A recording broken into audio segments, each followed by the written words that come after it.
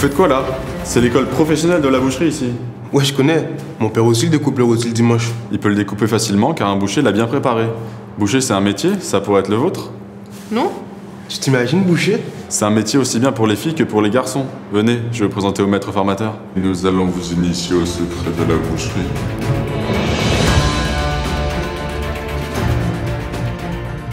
Monsieur, ces jeunes ont envie d'apprendre la boucherie? Peut-être. Comment? Pourquoi pas? Comment ça se passe? L'école professionnelle de la boucherie a été fondée en 1927. Elle offre des formations en alternance, à la pointe de la pédagogie et des outils modernes, pour des jeunes de 15 à 25 ans, voire plus. Chaque année, plus de 90% de nos apprentis réussissent leur examen. 90%? Parfaitement, mais nous sommes exigeants. Nous pouvons tout vous apprendre, sauf la motivation et le désir de faire un travail de qualité.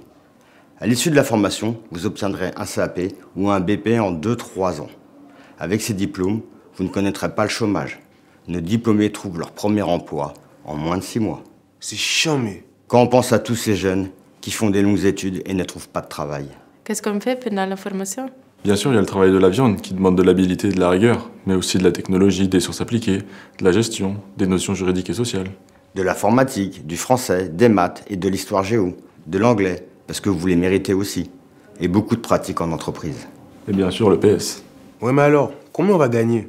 Ah, ils sont comme ça maintenant, ils veulent tout savoir. Ils ont bien raison. Un métier doit permettre de gagner sa vie. Ici, vous serez payé dès le début de votre apprentissage, selon votre âge, et d'autant plus que vous avancerez dans la formation. On est payé pour étudier? Absolument. Et quand vous serez devenus des professionnels à part entière, vous bénéficierez de la grille des salaires de la convention collective. Mais ce n'est pas tout, car votre savoir-faire vous ouvrira des possibilités que vous n'imaginez même pas. Mon travail consiste à accompagner l'ensemble des magasins sur tout ce qui est le métier de la boucherie, aussi bien sur les plans merch, les gammes, les implantations, l'hygiène, la qualité, les bonnes pratiques et tout ce qui est formation et créer les outils de formation. Je suis rentré comme boucher, j'ai été chef de rayon, j'ai été chef de secteur, j'ai été directeur adjoint, directeur et maintenant depuis 4 ans responsable métier boucherie au Champ Retail France. Je peux aller aussi bien de Lille à Marseille en passant par Cherbourg et en allant à Strasbourg. Moi tout ce que j'ai aujourd'hui dans mon métier de tous les jours, je l'ai appris au niveau de l'école professionnelle de la boucherie.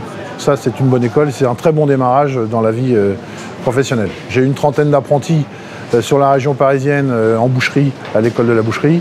Aujourd'hui, je suis examinateur au CAP tous les ans, donc je garde toujours de très bonnes relations depuis 40 ans avec l'école de la boucherie. Je m'appelle Thomas Cos, je suis le patron de la boucherie Cos rue Poncelet depuis maintenant 7 mois.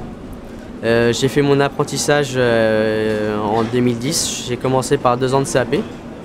J'ai participé au concours du meilleur apprenti de France où je suis arrivé premier. J'ai ensuite fait un BP en 2 ans. Et c'est vrai que le fait d'avoir fait un BP, ça m'a beaucoup servi. Pour tout ce qui est gestion, compta, même le fait d'aller voir une banque avec un BP, ça fait toujours plus professionnel qu'avec un simple CAP. C'est le patron qui rémunère les apprentis. C'est considéré vraiment comme un travail. C'est un contrat d'apprentissage, mais l'apprenti est là. Il apprend certes, mais il travaille. Donc tout travail mérite salaire. Vous pourriez reprendre une boucherie artisanale, devenir manager dans la grande distribution, ou formateur, comme moi.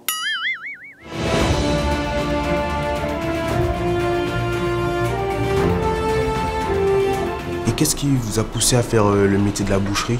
Depuis le début, j'étais intéressé par la boucherie car c'était le milieu gastronomique, la nourriture qui m'intéressait. J'ai fait un stage dans une boucherie et ça m'a tout de suite plu.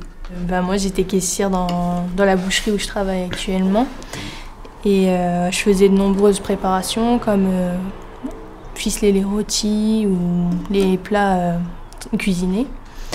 Et au final, ça m'a plu et j'ai voulu faire un apprentissage dans la boucherie. Moi j'étais prof de français, mais j'ai détesté ça en fait. J'ai fait qu'1 an. Donc j'ai décidé de me diriger vers la boucherie parce que je voulais faire quelque chose de mes mains. En fait, apprendre des choses vraiment concrètes, apprendre un vrai savoir-faire. Et donc je me suis dit que ce qui me plairait le plus comme matériau à travailler, en fait, ce serait la viande. Et donc je me suis dirigé vers l'école de boucherie. Et c'était pas trop dur le changement d'orientation complète? Ça a été plutôt un changement très bénéfique parce que j'ai vraiment changé du tout au tout. Et donc en fait je suis allé vers du concret, quoi. Et c'est ça qui m'a manqué pendant pendant mes 5 années de prépa et de fac. Et donc non, je suis très content d'avoir changé. C'est un métier très physique. Par exemple, quelqu'un de fin, par exemple, vous pensez qu'il peut rentrer dans la boucherie? Il n'apporte pas de carcasse si on n'a pas tout ça à faire? Il y a de tout dans les profils en fait qui vont en boucherie. Il y en a des très costauds, il y en a des très minces, il y en a des tout petits. Mais c'est pas une raison pour ne pas pouvoir porter les carcasses, parce qu'il y a des techniques et puis même il y a savoir-faire. Au fil du temps, on apprend à le faire et on se pose même plus de questions. Quelles sont les horaires de cours? On a 35 heures de cours par semaine. Du lundi au jeudi, on commence de 8h30 et on finit à 17h30. Et le vendredi, on termine à 12h30. On a une semaine de cours en CFA et 2 semaines de travail en entreprise. Les semaines de CFA, ça se divise en cours de pratique, de cours de matière générale et de cours de matière technologique. On a des cours de pratique où on vient directement apprendre le métier en lui-même, avec les couteaux, la viande, etc. Nous, on CAP 1 an, en fait. On va avoir seulement en fait, les matières professionnelles. C'est-à-dire que tout ce qui est maths, géo, tout ça, quand on a déjà un diplôme, on va dire à partir de bac, on n'a plus besoin de ça. Et donc, en fait, on se concentre vraiment sur la pratique, et sur la gestion, sur la technologie, la théorie, tout ça. Donc, vraiment que du concret. C'est combien de temps la formation? Alors, ça dépend. Ça peut être... Souvent, c'est 2 ans, en fait, pour le CAP. Mais nous, on fait en 1 an, en CAP renforcé. Qu'est-ce qu'on fait d'autre? Il y a aussi des sorties pédagogiques. Moi-même, j'ai pu aller faire le salon de l'agriculture. Donc on a été visiter pour voir un peu toute la filière d'élevage.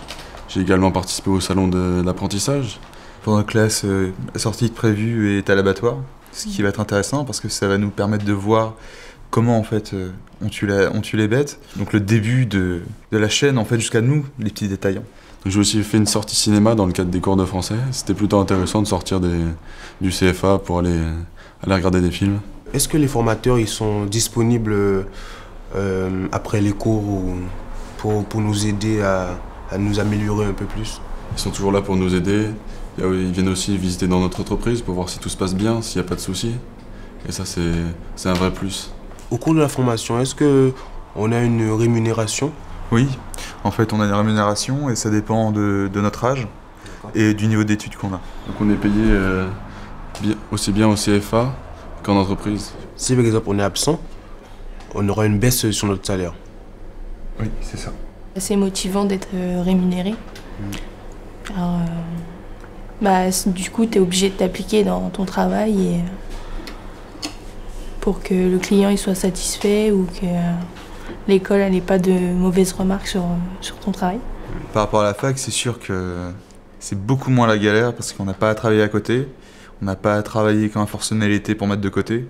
Et c'est vrai que c'est un confort parce qu'en plus, quand on rentre, à part pour réviser les cours de la semaine, on n'a rien à faire parce qu'on a déjà fait notre travail pendant la journée. Et c'est mérité. Et ça, c'est intéressant aussi. Alors pour couper une côte d'agneau, alors déjà, le couteau il est long, donc on va utiliser toute la lame, d'accord? Le but c'est de faire un morceau régulier du début jusqu'à la fin. Donc, on plante, hop, on pousse, donc là j'ai bien utilisé toute la lame. Ensuite, on utilise la feuille, donc là on fait bien attention, on écarte bien. Et on fait attention de ne pas se faire mal. Le but, c'est de couper un coup sec. D'accord? Voilà.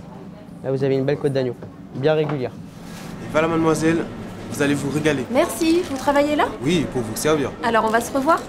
Et tu rêves? Non, je réalise mes rêves.